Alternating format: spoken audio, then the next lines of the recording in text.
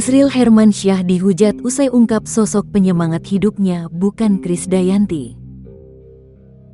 Asriel Hermansyah ikut membuat konten soal sosok penguat atau penyemangat hidupnya, yang ternyata bukan Krisdayanti.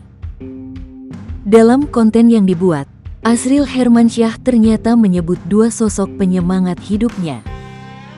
Dua orang yang menjadi sosok penguat hidup Asriel Hermansyah ternyata Anang Hermansyah dan Ashanty. Dalam kontennya, Asriel menyisipkan lagu Judika dan Duma Riris berjudul Sampai Akhir. Sayangnya, konten Asriel ini pun menuai reaksi pro dan kontra dari warganet.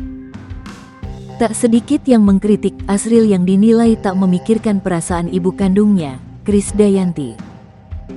Asriel dinilai lebih memilih ibu sambungnya, Ashanty, daripada ibu kandungnya.